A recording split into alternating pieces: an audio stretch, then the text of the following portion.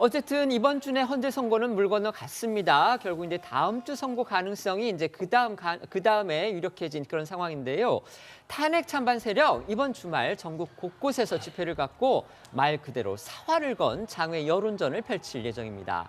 양측 간의 충돌 가능성 이것도 걱정할 수밖에 없는데요. 정부는 오늘 치안관계 장관 회의를 열고서 강력한 경고 입장을 내놓습니다. 네, 헌재 장고가 길어지면서 탄핵 찬반 각 진영의 결집도 최고조로 오르고 있습니다. 내일 서울 도심 곳곳에서 진행될 집회 신고 인원만 해도 11만 5천여 명.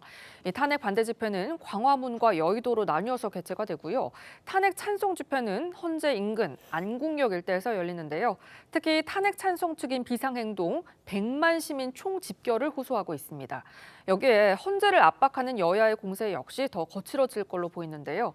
국민의힘은 단체 행동은 자제하는 대신 개별 의원들이 장외 집회에 나서고 있는데 어제는 대통령 탄핵에 반대하면서 500명이 릴레이 집단 삭발을 강행한 현장에 김기현, 추경호 의원 등 중진들이 참석해 윤 대통령의 직무 복귀를 주장을 했고요.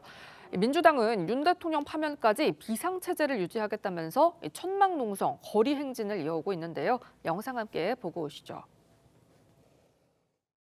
시간이 지나서 보니까 많은 분들이 말씀하시기를 대통령께서 비상계엄 안 했으면 나라가 이렇게 위기에 있는지 정말 몰랐구나. 지금 빨리 대통령이 돌아서 나라 살리는 일에 힘을 합쳤으면 좋겠습니다. 여러분.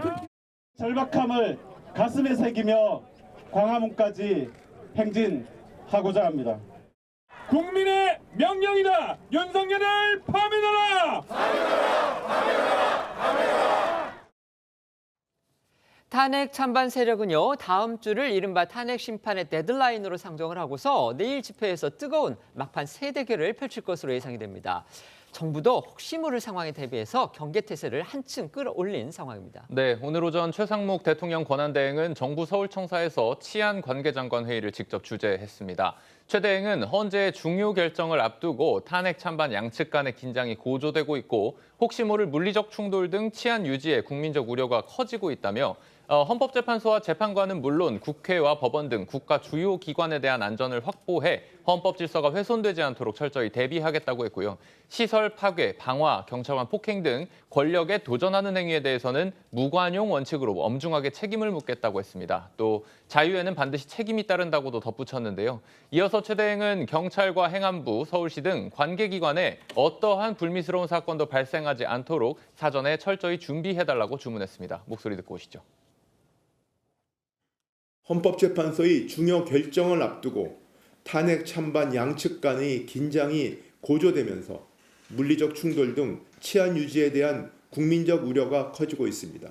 불법 폭력 행위는 법과 원칙에 따라 단호히 대응하고 시민의 일상을 보호하기 위한 조치를 강화하겠습니다.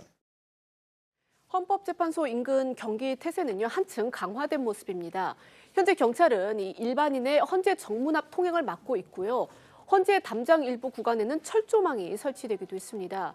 또 선고일이 확정될 경우 경찰은 이 선고일 전날부터 이 비상근무에 돌입을 해서 선고 당일에는 이 비상근무 태세 중 가장 높은 등급인 가포 비상을 이 전국에 발령을 해서 이 가용인력 100%를 동원을 한다라는 그런 계획입니다.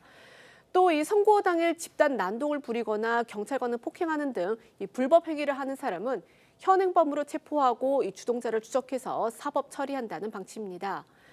행정안전부와 이 소방청 역시 내일 집회에서 이 특수 상황이 벌어질 걸 대비하고 있는데요.